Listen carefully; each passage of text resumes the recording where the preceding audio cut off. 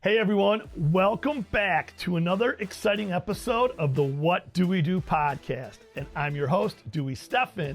And today we're exploring how college athletes can turn their name, image, and likeness, how about NIL, into big money. And as a wealth manager who actually pays out real NIL money right now to college athletes, I have a unique perspective on maximizing these opportunities.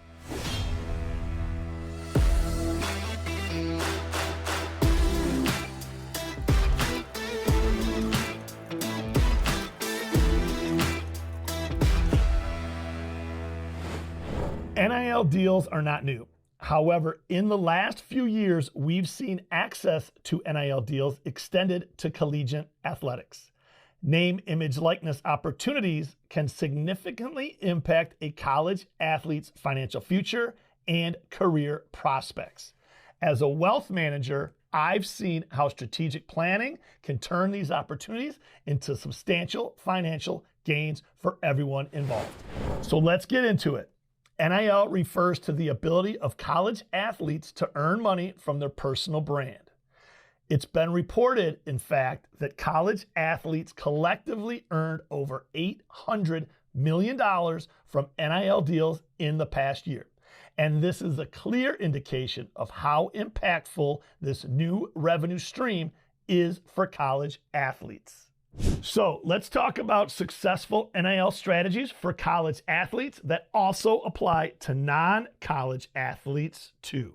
Over the last few years, we've seen several athletes successfully leverage NIL deals to earn substantial income.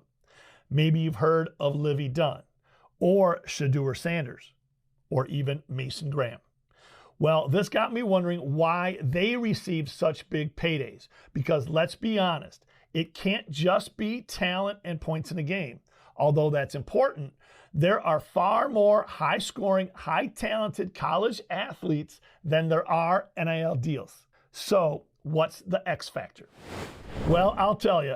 By having a strong personal brand and engaging with local businesses, these athletes have turned their NIL into lucrative entrepreneurship opportunities. So, from a wealth management perspective, here are the 3 key strategies that I see creating long-term financial success for college athletes. Number 1, build a personal brand. Listen, athletes with a strong social media presence attract more lucrative deals, period.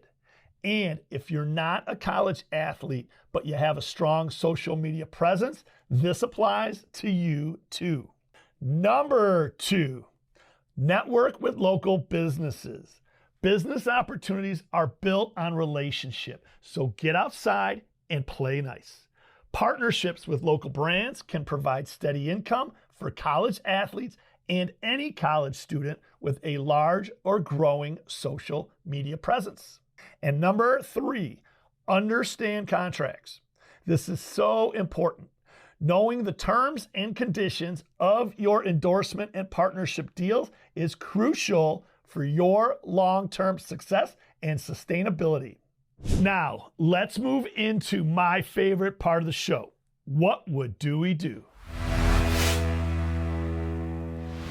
Well, if I were a college athlete looking to capitalize on NIL and knowing what I know as a wealth manager who's actually paying some athletes, by the way, I would focus on, number 1, building a unique and authentic brand in and out of my sport.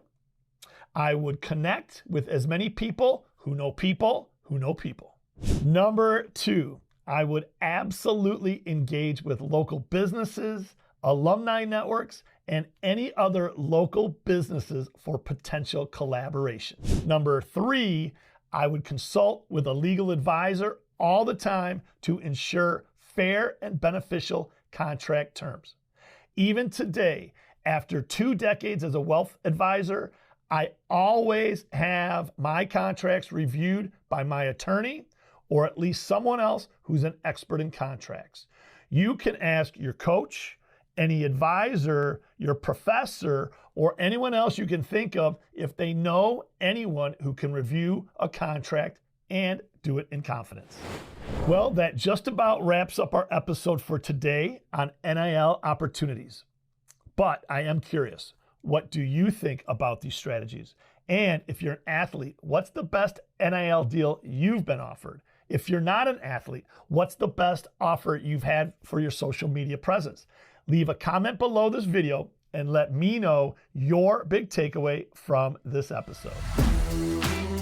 Well, if you've made it this far into the episode, thank you for your time. Time truly is the biggest investment you can make into your financial future.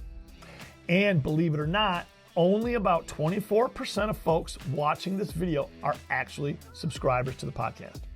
And this season, we're on a mission to get that number up to 50%. So for more conversations like this, please subscribe to the channel, like this video, because together, everyone achieves more. And to wrap it up, as I always say, live your best life, be radically generous, a great big booyah to ya, and we're just getting started. The opinions expressed in this program are for general information purposes only and are not intended to provide specific advice or recommendations for any individual or any specific security. It's only intended to provide education about the financial industry. To determine which investments may be appropriate for you, consult your financial advisor prior to investing. Any past performance discussed during this program is no guarantee of future results. Any indices referenced for comparison are unmanaged and cannot be invested into directly. As always, please remember investing involves risks and possible loss of principal capital. Please seek advice from a licensed professional.